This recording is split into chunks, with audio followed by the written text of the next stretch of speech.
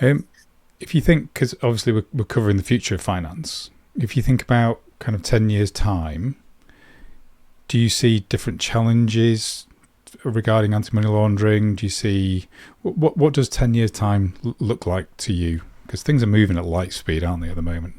They are absolutely crazy.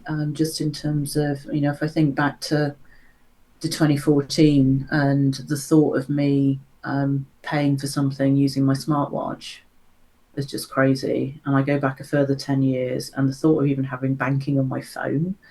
I remember I had a colleague who was doing, the very early banking app on a very, I hesitate to call it a smartphone, but it had a color screen, so I suppose it's quite thing today.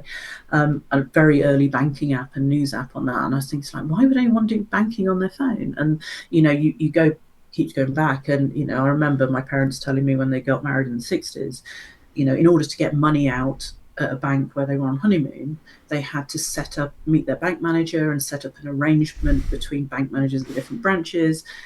And so, I mean, that's sort of, okay, maybe two generations. We've gone from this very cash-based society to, I literally can't remember the last time I took cash out of the machine to pay for anything. Mm. It's cards, and just think, my daughter always opens up birthday and Christmas cards with the hope of getting money, but then she just immediately gives it to me because she never uses it. It's all cards. So, we are moving and changing how we deal with money.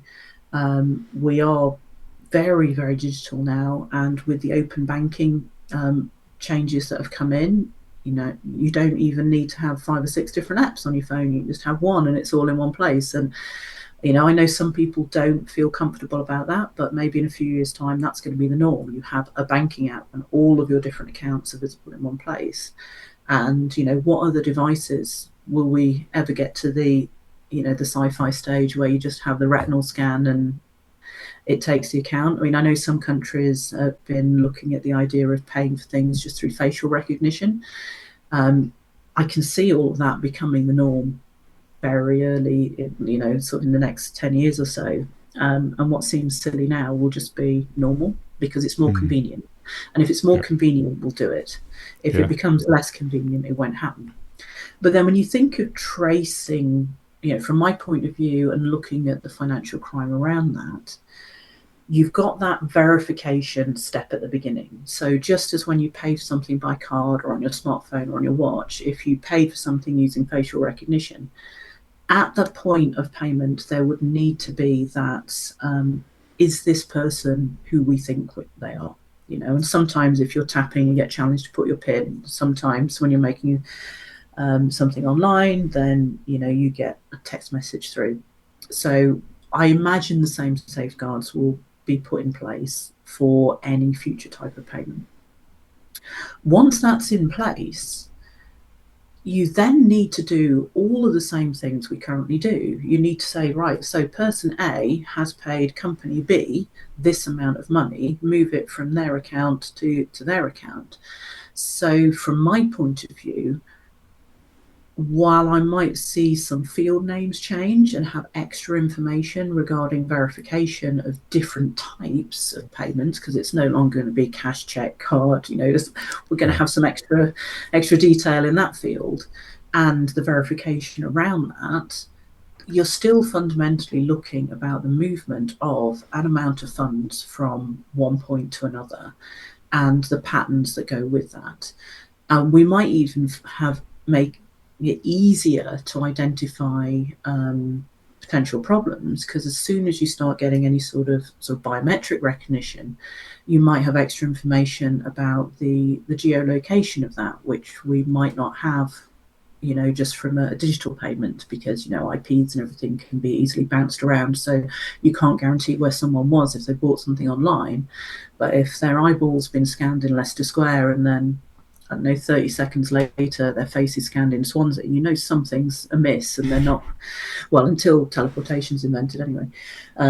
So there's maybe extra information that we can gather, and there's probably going to be changes sort of 10 years beyond that I can't even think about yet, but I'm sure there will be. Who knows? We might get to the Star Trek utopia where money isn't even a thing anymore. Definitely. That'd be nice, because my kids keep stealing all mine. They do that, and it never stops. But I suppose the good thing from an AML point of view is it gives us another 10 years to work on those algorithms, to clean up the data, to be able to process things more effectively, and obviously the performance around those, because there's so many millions of transactions per second. Well, yes, although the number of transactions is still going to increase. That's growing. As you get more people and people pay for more things, that's growing. And of course, the people that we're going up against also have those 10 years to try and find different ways of doing things. The data will always be messy. Over my entire career, I've been dealing with messy data, and I think in the past 25, 30 years, data has always been awful, just because of the nature of when you collect data, you don't know upfront everything it's going to ever be used for. So you make decisions based on what you know at that time. Therefore, in 5 years or so, someone goes, oh, but you've not been collecting this field. And then it just becomes messy because people try and retrofit things. So all of that is going to be a huge problem. And you then add on sort of all the different transaction types. It's huge amounts. If you think of all the microtransactions that people make for online games at the moment, 99p here and there, that volume of transactions just swells everything. Absolutely. And if you think of that exponential growth and maybe other areas of our life where microtransactions come in, that information is just going to balloon. I mean, you're talking sort of now versus 10 years ago, and you think we all went and we bought software and you had a license, and if you wanted the upgrade you had to go and buy it again. And now everything's a subscription, whether that's the music that we listen to. We don't seem to go out and buy CDs anymore. It's all just an online streaming service for music and for TV and for games, and even our operating systems, and everything is just so much a month. And then you add on to that all of the stuff on our phones and all our other devices that, it might be free, but then, 99p here or there, all of that's just exploding. So those sorts of things have the possibility to overwhelm. And when you're looking for, going back to the money laundering, you're looking for patterns, and you're looking for the ways in which people can hide large amounts of money in transactions. The more transactions there are, the easier it is to hide. It's the needle in the haystack when the haystack's sort of the size of the entire United Kingdom. Yeah. And when they're making the needles look like pieces of hay as well. Oh, absolutely. Yeah.